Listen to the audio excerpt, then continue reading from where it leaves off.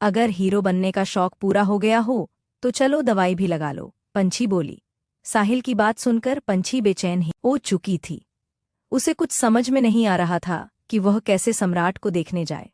वह बिना मतलब का अपने बैग में से कुछ ढूंढने का प्रयास करती हुई अपना हाथ इधर कर रही थी। बेख्याली में उसका हाथ पेंसिल छीलने वाले चाकू से उसके बैग में लग गए और उसके हाथ से खून आने लगा। क्लास में प्रोफेसर पढ़ा रहे थे। उन्होंने जब पंछी के हाथ से खून निकलते हुए देख तो उसे मेडिकल रूम जाने को कह दिया। पंछी को तो जैसे मुंह मांगी मुराद मिल गई। वह तेजी से मेडिकल रूम की ओर भागी।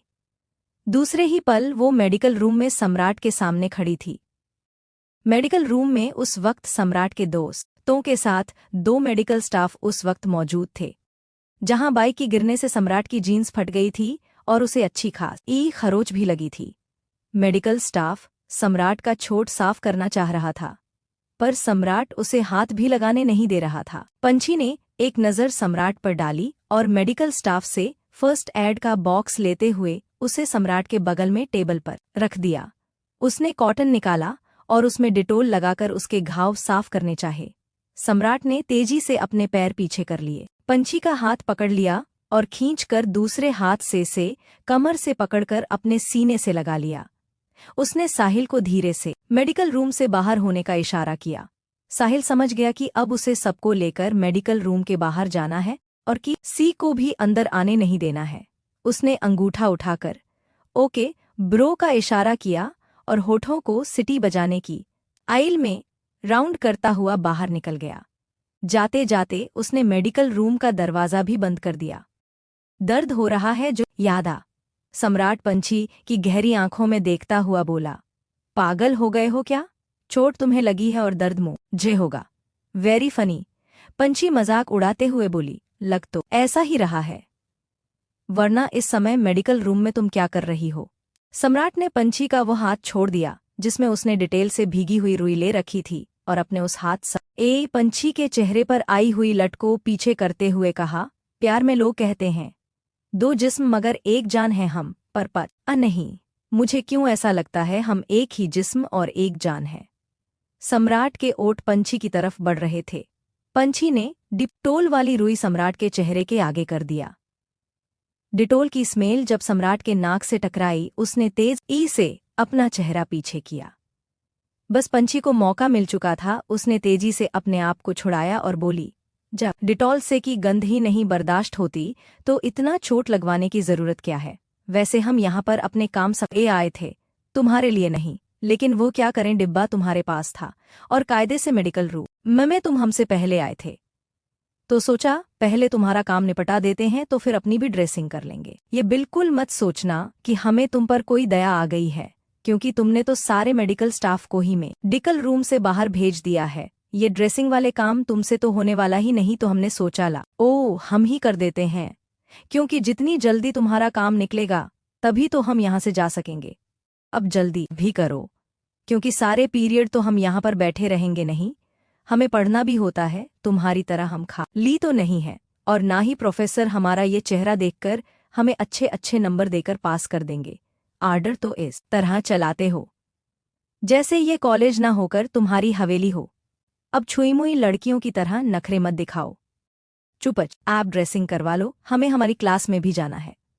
सम्राट ने तेजी से अपने पैर पीछे किए और पंछी से कहा, मेरे पैर न छुओ, पति परमेश्वर वाली फीलिंग आती है। पंछी का मुंह हैरत से खुल गया। क्या है पति परमेश्वर? सपनों में तो कहीं शादी ना कर ली किसी से। तुम सच में पागल हो, और तुम्हारे साथ रहते रहते हमें भी पागल हो जाना है। मानना मान, मैं तेरा मेहमान। उसने फर्स्ट एड बॉक्स सम्राट को थमाते हुए कहा, जो जी में आए करो, मरो, मुझसे कोई मतलब नहीं है, और दरवाजे की तरफ बढ़ गई। सम्राट पंछी का रास्ता रोककर खड़ा हो गया। सम्राट ने अपने दोनों हाथों से पंछी के दोनों कानों को पकड़ते हुए कहा, सॉरी, आज के बाद बिना तुम्हारी परमिशन के ऐसे स्टंट नहीं करूंगा। मेरे कान छोड़ो, मैंने कोई गलती नहीं की जो तुम मेरे कान पकड़े हो। ये तुम्हारे कान हैं, मुझे लगा कि मेरे हैं। सम्राट मुस्कुराता हुआ बोला। सम्राट ने पंछी का हाथ पकड़कर चेयर के पास ले आया और चुपचाप चेयर पर बैठ गया। उसने अपने होठों पर उंगली रखकर कहा, नाराज मत हो, अब कुछ नहीं बोलूंगा। उसने पंछी को अपनी आंखों से इशारा किया कि वह उसके जख्मों को साफ कर दे। पंछी ने जैसे ही डिटॉल उसके जख्मों पर रखी, सम्राट के होठों से सिसकी छूट गई। पंछी घबराती हुई बोली, ज्यादा जल रहा है क्या? सम्राट ने झूठ मूठ का पफी फेस बनाया और सर हिलाते हुए बोला, धीरे धीरे क्यों मार रही हो? एक बार भी जान क्यों नहीं ले लेती? अब की बार कुछ बोला ना तो सारी की सारी डिटेल हम तुमको पिला देंगे। पंछी गुस्से में बोली, जान क्या इतनी सस्ती हो गई है जो खुले हाथ बांट रहे हों? अरे मरना हो तो देश के लिए मरो, कुछ करके मरो, सारी दुनिया याद करेगी। हाँ, और एक इंसान था जिसने इंसानियत के लिए, देश के लिए अपनी जान दी। इस तरह से स्टंट करके जान देने से क्या मिलेगा? लेकिन नहीं, तुम्हें तो बस हीरो बनना है, किसी तरह से लड़कियों को अपने पीछे घुमाना है। बस तितली आगे पीछे दौड़ती रहे और आप जान क्या इतनी सस्ती हो गई है जो खुले हाथ बांट रहे हों। अरे मरण आहो तो देश के लिए मरो, कुछ करके मरो, सारी दुनिया याद करेगी। हाँ, एक इंसान था जिसने इंसानियत के लिए, देश के लिए अपनी जान दी। इस तरह से स्टंट करके जान देने से क्या मिलेगा? लेकिन नहीं, तुम्हें तो बस हीरो बनना है, किसी तरह से लड़कियों को अपने पीछे घुमाना है। बस तितली आगे पीछे दौड़ती रहे और आप उठाकर बाइक लेकर चलते रहो। अरे यह जो आगे पीछे दौड़ रही है ना, अगर सच में गिरकर कहीं हाथ पैर तोड़ कर बिस्तर पर गिर गए रहते ना, तो देखने के लिए भी कोई नहीं आती। और यह जो तुम्हारे चेले चौपाटी है ना, जो तुम्हारे आगे पीछे सम्राट भैया करके दौड़ घूमते रहते हैं, सारे के सारे एक नंबर के आवारा हो। खुद ही देख लो, तुम्हें परेशानी में छोड़कर बाहर भाग गए। मेरा तो बस चलता ना, इन सबों को लाइन में खड़ा करके कच्चा चबा जाती, गोली मार देती। सम्राट बेखुद सा चुपचाप पंछी को सुने जा रहा था। उन बेचारों को ओ बख्श दो मेरी माँ, तुम्हें देखकर पहले ही सारे के सारे डर से कांप जाते हैं। सम्राट अपनी हंसी दबाता हुआ बोला, है क्या मैं इतनी डरावनी लगती हूँ? और जब मैं चुड़ैल की तरह डरावनी ही लगती हूँ तो मुझे देखते ही क्यों है? नालायक, लो हो गया, पंछी ने बैंडेज कैंची से काटते हुए कहा। सम्राट ने झट से पंछी का हाथ पकड़कर उसे अपने बगल में बिठा लिया, झुककर फर्स्ट एड बॉक्स उठाया और पंछी के हाथ की कट को साफ करके बैंडेज लगा दी। पंछी हैरानी में सम्राट की तरफ देखे गई। अब यह मत पूछना कि मुझे कैसे पता चला, यह दिल से दिल तक का रिश्ता है, यह डोर दिल से दिल तक जुड़ी हुई है, हमें एक दूसरे के बारे में सब बताती जाती है। तुम मानो या ना मानो, मैं अच्छी तरह से जानता हूं कि मेरी इमेज तुम्हारी नज़र में बिल्कुल भी अच्छी नहीं है। तुम्हारे लिए मैं एक आवारा रोड साइड रोमियो ही हूं। तुम अच्छी तरह से सोच लेना, फिर मुझको जवाब देना। पंछी बहुत कुछ कहना चाहती थी, हर वक्त चहचहाने वाली पंछी के मुंह पर उस वक्त जैसे ताला सा पड़ गया था। सिर्फ उसकी बड़ी बड़ी गहरी आंखें ही बोल रही थी और सम्राट उन आंखों में डूबा हुआ था। तभी साहिल ने दरवाज़ा खटखटाया। भाई, अगर आप सबका हो गया हो तो बता दूं कि बेल बजने वाली है, मेडिकल स्टाफ जल्दी ही मेडिकल रूम में आना चाहते हैं। पंछी झटके से उठकर खड़ी हुई, उसने अपना हाथ सम्राट से छुड़वाया और कहा, तुमसे दिल तक का रिश्ता जोड़ने से अच्छा होगा एक इंसान गंगा जी में उड़कर अपनी जान दे दे। बड़े आए रिश्ता जोड़ने वाले, वह भी दिल से दिल तक का। पता भी है रिश्ता जोड़ना मुश्किल नहीं, उसको निभाना मुश्किल होता है। जुड़ा है ना रिश्ता तुम्हारे सपनों में। सम्राट ने जल्दी से पंछी के होठ पर अपना हाथ रख दिया। गालियां बाद में दे देना, पहले फिलहाल यहाँ से निकलो, किसी ने देख लो या तो मेरी नहीं तुम्हारी मुसीबतें बढ़ जाएंगी। सम्राट ने मेडिकल रूम के पीछे वाला दरवाज़ा खोल दिया। पंछी गुस्से में बड़बड़ाती हुई अपनी क्लास की तरफ चल दी। उसकी बड़बड़ आहट और बातें सुनकर सम्राट के होठों की मुस्कुराहट और गहरी होती जा रही थी। साहिल ने धीरे से सम्राट को हिलाया। भाई कहाँ खोया हुआ है और इतना मुस्कुरा क्यों रहा है? कब से आवाज दे रहा हूँ, सुन भी नहीं रहा। सम्राट की नींद खुली। चलती गाड़ी में अपनी सीट से टेक लगाएं सम्राट सो गया था और सपनों में पंछी के साथ बिताए हुए पल वह जी रहा था। आंखें खोलते ही सम्राट का खूबसूरत सपना टूट चुका था। एक पल के लिए तो सपने के टूटने के साथ वह भी टूट गया। अपने आंसू छुपाता हुआ वह खिड़की से बाहर देखने लगा। बेबसी में उसने अपने दांतों से नीचे वाले होठों को खींच लिया। तभी उसकी नज़र अपने साइड से गुजर रही गाड़ी पर पड़ी। वह गौर से उधर देखने लगा। क्या देख रहा है भाई? साहिल ने सम्राट को पीछे की तरफ देखते हुए देखा तो पूछा। क्या हुआ? गाड़ी क्यों रोक दी? सम्राट हड़बड़ाता हुआ बोला। रिलैक्स ब्रो, हम घर पहुंच चुके हैं। अपनी सीट बेल्ट खोलता हुआ साहिल बोला। तभी अमन और पीहू की गाड़ी वहां से पास की। यह गाड़ी तो चाचू की थी ना? सम्राट ने साहिल से कंफर्म करना चाहा। पर इस टाइम वो घर पर क्या कर रहे हैं? साहिल ने पीछे मुड़कर गाड़ी की तरफ देखा और सर हाँ में हिला दिया। तभी सम्राट की नज़र बैक मिरर पर पड़ी। उस बैक मिरर से डड़ी में से झांकती पीहू का चेहरा उसे साफ नजर आ रहा था। सम्राट ने अपने जेब में से मोबाइल निकाला और अमन को कॉल लगा दी। पीहू ने पीछे मुड़कर गौर से गाड़ी को देखा और कहा, यह तो सम्राट की गाड़ी है। प्लीज अभी वापस चलते हैं। मैं आपसे प्रॉमिस करती हूँ कि नेक्स्ट डे आप जब भी कहेंगे तो मैं आपके साथ शॉपिंग पर भी चलूंगी और बाहर डिनर भी करूंगी। अभी बच्चे आए हैं। पीहू न नजरें झुकाते हुए मिन्नत भरी हुई आवाज में अमन से कहा। अमन के होठों पर एक दर्द भरी मुस्कुराहट दौड़ गई। यानी अभी भी तुम्हें मुझसे ज्यादा प्यार अपने बच्चों से है। तुम्हें मुझसे कुछ भी रिक्वेस्ट करने की जरूरत नहीं है। मैं तुम्हारा आर्डर फॉलो करना चाहता हूँ। अमन ने गाड़ी में ब्रेक लगा दी। पीहू अभी कुछ बोलती उससे पहले अमन का फोन जो कि डैशबोर्ड पर रखा हुआ था रिंग करने लगा। अमन ने फोन उठा लिया। स्क्रीन पर सम्राट कॉलिंग लिख रहा था। अमन ने फोन उठाकर स्पीकर पर कर दिया। तेज धूप में अर्धान 1-2 मंजिला तक घर का दरवाजा खटखटा रहा था। वह बार बार अपनी घड़ी में देखता और वह खड़ा होकर दरवाजा के खुलने का इंतजार करता। यह घर काफी सकरी गली में था। एक मिडिल क्लास का मोहल्ला जहां लगभग सब ने अपने घर बनाए रखे थे। घर काफी पुराने हो चुके थे और अभी भी इनकी बनावट पहले ही ऐसी थी।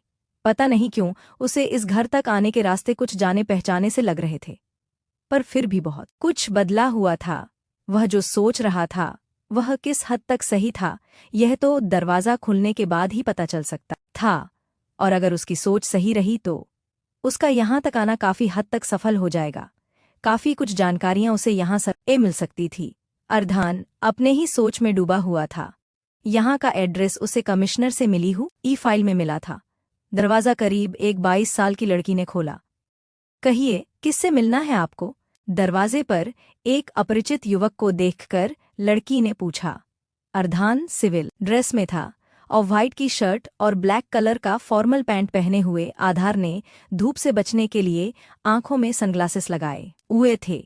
कमिश्नर सर ने उसे पहले ही यहाँ के माहौल के बारे में बताए हुए कहा था कि अगर कोई भी जानकारी चाहिए तो सिविल ड्रेस का ही यूज करना, वरना यहाँ के लोग पुलिस को देखकर ही डर जाते हैं और कुछ भी बताना नहीं चाहते, लफड़े में फंसना ही नहीं चाहते। लड़की को देखकर अर्धान एक पल के लिए चौंक सा गया। उसके मुंह से निकला, तुम? आधान की आवाज सुनकर वह लड़की भी एक पल के लिए सूखे पत्ते की तरह कांप उठी। अर्धान ने अपने ग्लासेस निकाल दिए। लड़की ने गली में इधर उधर देखा, कहीं कोई उसे देख तो नहीं रहा। लड़की का चेहरा बिल्कुल सफेद पड़ गया था। लड़की की ऐसी हालत देखकर एक पल के लिए अर्धान भी घबरा गया। दूसरे ने पल लड़की ने अर्धान को खींचकर घर के अंदर कर लिया और झट से दरवाजा बंद कर दिया। आधान की आवाज सुनकर वह लड़की भी एक पल के लिए सूखे पत्ते की तरह कांप उठी। अर्धान ने अपने ग्लासेस निकाल दिए। लड़की ने गली में इधर उधर देखा, कहीं कोई उसे देख तो नहीं रहा। लड़की का चेहरा बिल्कुल सफेद पड़ गया था। लड़की की ऐसी हालत देखकर एक पल के लिए अर्धान भी घबरा गया। दूसरे ने पल लड़की ने अर्धान को खींचकर घर के अंदर कर लिया और झट से दरवाजा बंद कर दिया। उसकी सांसें और धड़कन दोनों ही बहुत तेज चल रही थी। यहाँ क्यों आए हैं आप? लड़की ने एक गहरी सांस ली और पूछा। क्यों आया हूँ का क्या मतलब? और तुम यहाँ क्या कर रही हो? कहीं फिर किसी मसाले की खोज में तो नहीं आई हो? अर्धान ने तेज नजर से लड़की को देखते हुए पूछा। लड़की ने अब तक अपनी उखड़ी हुई धड़कनों पर काबू पा लिया था और फिर पूरे आत्मविश्वास के साथ बोली, मैं अपने मन से कोई मसाला यूज नहीं करती, बल्कि सही सब्जी में ही सही मसाला डालती हूँ। और आपकी जानकारी के लिए बता दूं, मैं यहाँ किसी मसाले की खोज में नहीं आई। किसी की भी सीधी सादी जिंदगी में जोरदार छौंक लगाने का काम पुलिस का होता है, हम रिपोर्टर एस का नहीं। ये मेरा घर है, और अब आप बताइए कि आप यहाँ क्या कर रहे हैं? मैं यहाँ किसी से मिलने आया था। अर्धान इधर उधर देखते हुए बोला। किससे? लड़की ने भावे ऊपर की। महेश जी से, जानती ही होगी तुम। जब यह तुम्हारा घर है तो वैसे तुम्हारा क्या रिश्ता है उनसे? क्या काम पड़ गया आपको उनसे? लोग कहते हैं कि पूछताछ करने का काम पुलिस वालों का है, पर तुम रिपोर्टर्स भी कुछ कम नहीं हो, खुद तो एक सवाल का जवाब नहीं देती, ऊपर से तुम्हारे पास पूछने के लिए लंबी चौड़ी लिस्ट तैयार रहती है। अर्धान ने चिढ़कर कहा। मुझे मेरा काम मत सिखाइए, लड़की ने गली दिखाते हुए अर्धान से गुस्से में कहा। तो फिर तुम भी मेरे काम में टांग मत अड़ाओ, अर्धान ने भी उसी लहजे में जवाब दिया। जाओ और महेश जी को बुला कर लाओ, और हाँ, साथ में एक गिलास पानी भी लेते आना। यह आपका पुलिस स्टेशन नहीं है जो यहाँ खड़े होकर आर्डर दे रहे हैं। मैं कोई आर्डर नहीं दे रहा, बल्कि तुमसे रिक्वेस्ट कर रहा हूँ, अर्धान ने चढ़कर आज़ाहिर हाथ जोड़ते हुए कहा। इतनी तेज धूप में कब से तुम्हारा दरवाज़ा पीट रहा था? इतना लेट लगाया तुमने दरवाज़ा खोलने में, और थोड़ी देर लगाती तो पक्का मैं तुम्हारे दरवाजे पर ही बेहोश हो जाता। मुझे तो जैसे सपना आ रहा था ना कि एसीपी अर्धान चौहान मेरे दरवाजे पर आ रहे हैं और मुझे दरवाज़ा खोल के रखना चाहिए था। इतना ही नहीं, आरती की था ली भी तैयार करके रखनी चाहिए थी। लड़की गुस्से में चिढ़कर बोली। 1 मिनट, तुम्हें मेरा नाम पता है और तुम्हारा नाम क्या है? लड़की सुलग उठी। लड़की ने कुछ कहना चाहा, लेकिन अर्धान की हालत देखकर थोड़ी देर के लिए चुप हो गई। उसे सच में धूप लग गई थी। उसने अर्धान को सोफे पर बैठने का इशारा किया और ड्राइंग रूम का एसी तेज कर दिया। फिर किचन में पानी लेने चली गई।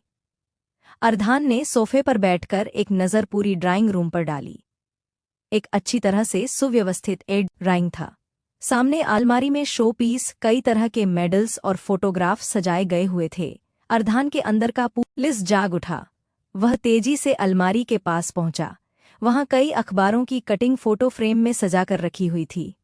अर्धान बहुत गौर से उन तस्वीरों को देखने लगा। अच्छा, तो मैडम का नाम आरुषि है। अर्धान फोटो को देखकर मुस्कुरा और आरुषि के सर्टिफिकेट को पढ़ते हुए बोला। उसमें आरुषि की फोटो के साथ उसकी पत्रकारिता की डिग्री थी। तभी उसकी नज़र शोकेस में रखें एक फोटो फ्रेम पर पड़ी। अर्धान चौंका गया। उसने अपने हाथ में वह फोटो फ्रेम उठा लिया। वह पुरानी कई सारी फोटोज को एक साथ मिलाकर बनाया हुआ एक कोलाज था, जिसे बहुत ही खूबसूरत तरीके से स्वीट मेमोरी के नाम के साथ टैग करके सजाया गया था। अर्धान नम आंखों के साथ उस फोटो पर अपनी उंगलियां कर रहा था। यानी कि मेरा शक बिल्कुल सही था। मुझे मेरे कई सवालों के जवाब यहाँ से मिल सकते हैं। शायद इसलिए ये गली, मोहल्ला, ये रास्ते क्यों मुझे जाने पहचाने से लग रहे थे। अर्धान बहुत ही गहरी सोच में था। तभी उसके कानों में एक गंभीर मर्दाना आवाज गूंजी। कहिए, क्यों मिलना चाहते हैं आप मुझसे? अर्धान ने पीछे मुड़कर देखा। उसके हाथ से वह फोटो फ्रेम छूट गया। तो स्पेशल टास्क ऑफिसर हो, जिससे इलेक्शन में होने वाले खून खराबे को रोकने के लिए बुलाया गया है। लेकिन तुम आज से 17 साल पुराने केस तहकीकात करना चाहते हो, कोई विशेष कारण? सारी बात सुनने के बाद महेश जी ने अर्धान की तरफ गौर से देखते हुए कहा। आरुषि भी वही बैठी थी। मैं सिर्फ उस केस की तहकीकात नहीं करना चाहता, बल्कि उसके दोषियों को कड़ी से कड़ी सजा दिलवाना भी चाहता हूँ, और मुझे इसमें आपकी मदद चाहिए। अर्धान दृढ़ स्वर में बोला। महेश जी व्यंग से मुस्कुरा दिए। तुम्हें यह केस की फाइल किसने दी? उन्होंने गौर से अर्धान के चेहरे को देखते हुए पूछा। अर्धान कुछ समझ नहीं पाया। महेश जी उसकी उलझन को समझ गए। बेटा, तुम अभी नई उम्र के हो। तुम्हारी उम्र में अक्सर ऐसा होता है, जब यह वर्दी नई मिलती है ना, तो इस वर्दी के साथ जोश भी नया और ताज़ा होता है। धीरे धीरे समय के साथ, या फिर कहो हालातों के कारण, यह जोश ठंडा हो जाता है। आप कहना क्या चाहते हैं? वही जो तुम इस उम्र में समझना नहीं चाहते। हमने दुनिया देखी है, जानना नहीं चाहोगे इस केस की तहकीकात करने वाले इंस्पेक्टर अरुण चौहान के साथ और उसके परिवार के साथ क्या हुआ था। अर्धान ने हैरानी में महेश जी की तरफ देखा। महेश जी हंसने लगे। उन्होंने आरुषि से कहा, जाओ माँ से कहना दोपहर खा ना बना ले, और हाँ, मूंग के दाल की कचौरियां जरूर बनावे। आरुषि वहां से चल दी। मूंग की दाल की कचौड़ी, आपको कैसे पता? यह मेरी फेवरेट है। सिर्फ मूंग की दाल की कचौड़ी नहीं, मैं वह सब जानता हूँ जो कि बचपन से तुम्हें पसंद है। मैं तो तुम्हें देखकर ही समझ गया था कि तुम इंस्पेक्टर अरुण चौहान के बेटे हो। महेश जी ने अर्धान की उलझन एक वाक्य में ही दूर कर दी। तब तो आपको यह भी पता होगा कि मैं यहाँ क्यों आया हूँ। अपने पापा की हत्या का बदला लेने। क्यों, सही कहा ना? पर जो तुम नहीं जानते वह मैं तुम्हें बता देता हूँ। तुम यहाँ आए नहीं, बल्कि तुम्हें यहाँ बुलाया गया है। मतलब, अगर तुम्हें ढंग से याद हो तो तुमने एक वारदात अपने आंखों से होती देखी थी। उसका ली रात की परछाइयाँ अभी भी अर्धान के जहन में ताज़ा थी।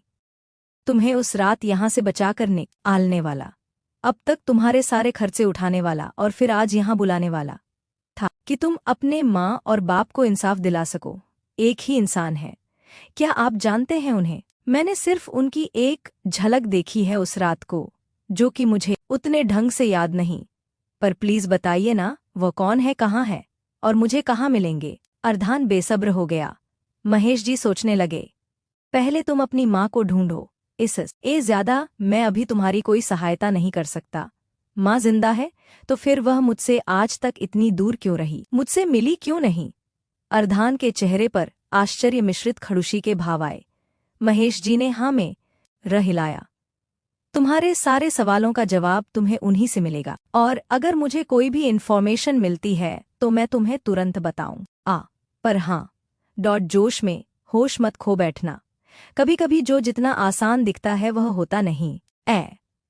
ऐसी कोई गलती मत करना जो कि तुम्हारी पिताजी ने की थी और जिस उसकी कीमत उनका वो अपनी जान देकर और तुम्हारी माँ को अपनी बर्बादी और तुम्हें अपने से दूर कर के आज तक चुकानी पड़ रही है। अर्धान सोच में पड़ गया। महेश जी उठकर खड़े हो गए। उन्होंने अर्धान के कंधे पर हाथ रखते हुए कहा, ज्यादा मत सोचो।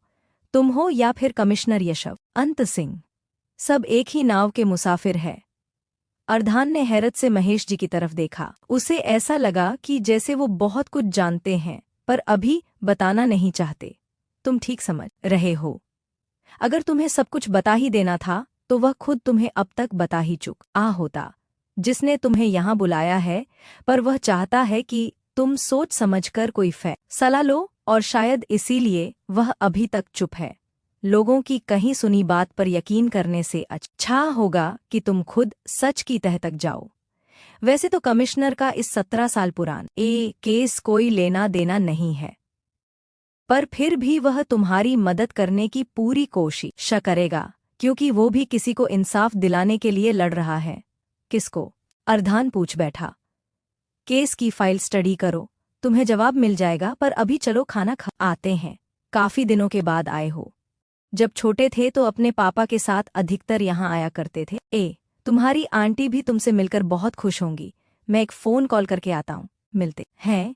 सम्राट और पंछी के अधिक प्रेम कहानी के साथ अगले भाग में। तब तक के लिए हर हर महादेव।